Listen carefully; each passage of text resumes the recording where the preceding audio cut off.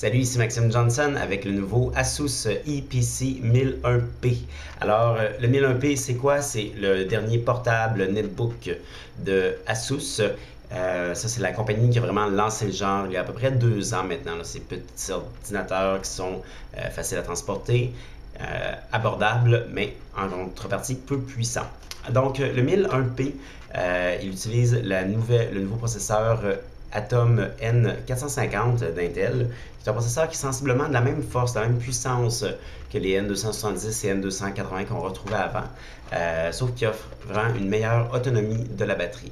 Alors, est-ce un bon achat? Oui ou non? Qu'est-ce que ça a l'air? Qu'est-ce qu'il y a là-dedans? Ce qu'on va aller voir à l'instant de plus près. Voici donc le Asus EPC 1001P. Alors, la première chose qu'on peut voir de plus près, c'est vraiment son design, qui est vraiment très joli. C'est une finition quadrillée avec une certaine texture dedans, comme on peut entendre lorsque je gratte. Donc, c'est assez joli.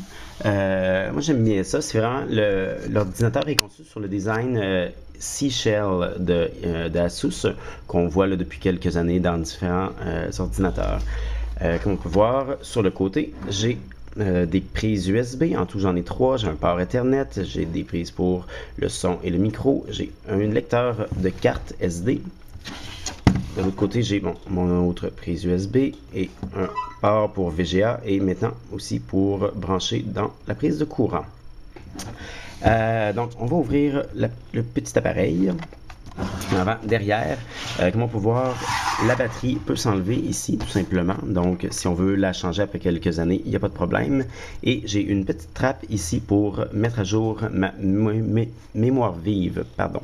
Donc, l'ordinateur vient avec 1 Go de mémoire vive, mais on peut là, le mettre à 2 très facilement. Une barrette de 2 Go, ça coûte environ 60-65 $. Donc, c'est une mise à jour qui peut valoir la peine.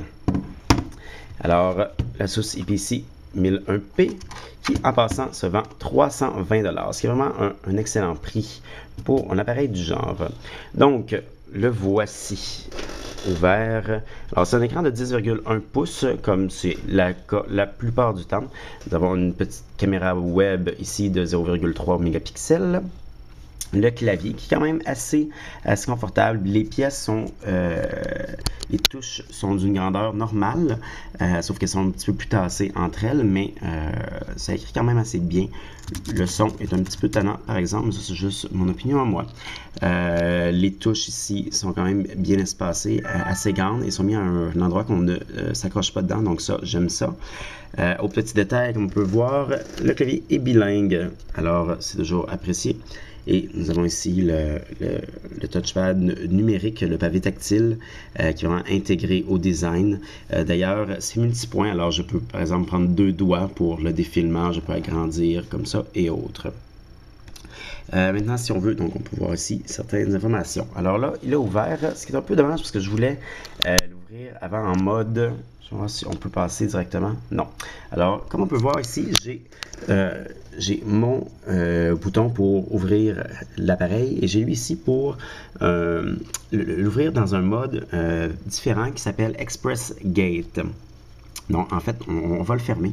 Express Gate, c'est quoi? C'est un mini système d'exploitation qui s'allume en environ 8 secondes, donc de façon très rapide. Malheureusement, il faut que mon Windows soit fermé, ce qui n'est pas le cas pour l'instant. Alors, on va retourner tout simplement à Asus. Donc, je vais fermer mon ordinateur. Comme on voit, ça vient avec Windows 7. Alors, arrêtez. Windows 7 Starter Edition, qui roule quand même assez bien. Donc, pendant que ça ferme, on va parler un petit peu là, des détails de l'appareil. Donc, il vient avec 1 Go de mémoire vive, comme on l'a dit, un processeur Atom N450 1.66 GHz. Et donc, le reste, c'est vraiment un netbook là, très standard au niveau des caractéristiques. Les graphiques, cette fois-ci, sont intégrés dans le processeur Atom. Donc, ça, c'est la nouveauté.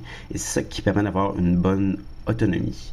Alors, en fait, en termes d'autonomie, on parle de, donc, Asus annonce environ 11 heures d'autonomie. Bon, ça, c'est dans les conditions idéales. Moi, personnellement, lorsqu'on me laisse l'écran à 100%, on peut regarder des films DivX pendant environ 5h30. On peut faire du web pendant environ 7h30. Alors, pour revenir à ExpressGate, voici ici le petit bouton, comme on peut le voir. Donc, tout ce que je fais, c'est que je pèse dessus et on va voir comment rapidement s'ouvre le système. Alors, voici.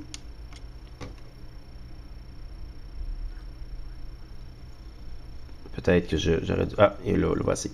Donc, voici, mon ordinateur est allumé sous ExpressGate. Donc, c'est vraiment un mini système d'exploitation qui permet de faire du web, par exemple, d'aller sur Skype, de faire du clavardage et autres.